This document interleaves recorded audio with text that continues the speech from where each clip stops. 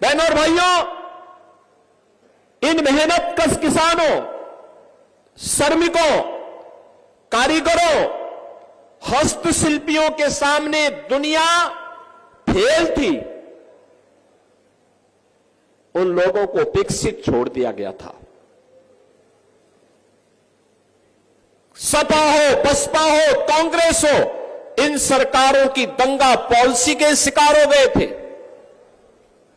यहां का विकास बाधित हो गया था।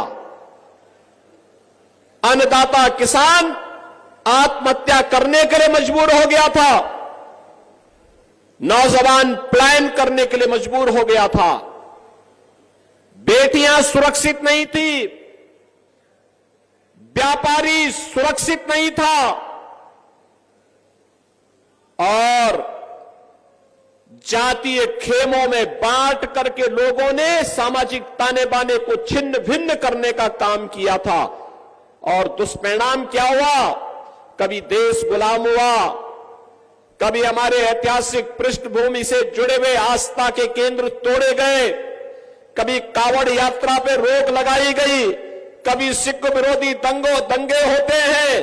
कहीं पर किसी भी प्रकार की कोई व्यक्ति अपने आप को यानी सुरक्षित महसूस तो नहीं करता था। और जिस सहारनपुर में असीम संभावना थी, प्रकृति और परमात्मा की सीम कृपा थी कि वह शिक्षा के केंद्र के रूप में काशी की तर्ज पर विकसित हो, उसको मजहबी उन्माद और फतवों का शहर बना करके रख दिया गया। यह है देश के खिलाफ साजिश करने वालों की करतूत। ये लोग किस प्रकार की करतूत करते थे? जिसमें संभावना थी अन्नदाता किसानों को के माध्यम से देश को दुनिया की एक ताकत बनाने की,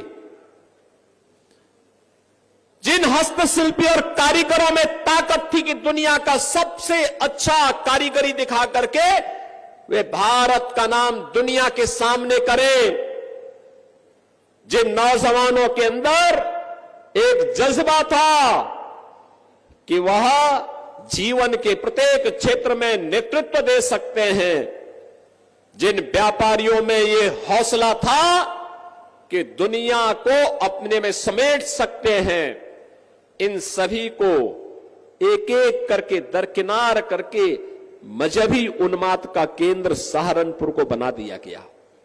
और बहनों और भाइयों, गंगो भी उससे वंचित नहीं था।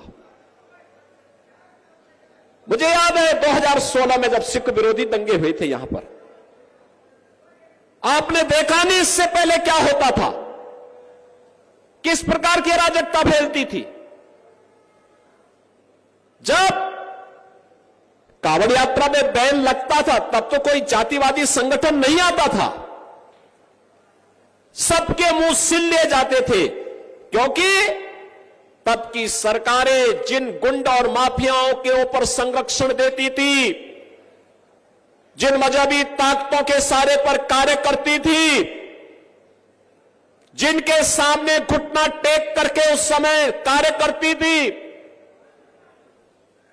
वे लोग कभी भी इस प्रकार की चीजों को स्वीकार नहीं कर सकते थे। और बहनों और भाइयों, परिणाम क्या रहा? परिणाम क्या रहा? जिस बेटी को अपने मां बाप के संरक्षण में अच्छी शिक्षा प्राप्त होनी चाहिए थी, बेटी तो जब शादी योग्य होती है तभी ससुराल जाती है, नहीं तो मां बाप के संरक्षण में अच्छी पढ़ाई करती है। उस बेटी को असमय हॉस्टल में या दूर रिश्तेदार के घर में डर के मारे मां बाप की भेज देते थे।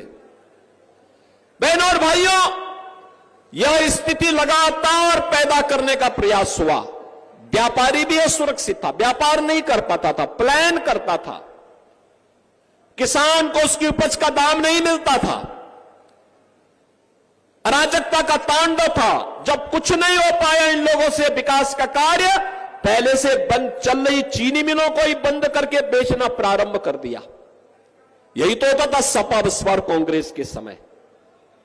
और आपने पिछले 10 वर्ष में मोदी जी के नेतृत्व में बदलते हुए नए भारत को देखा है।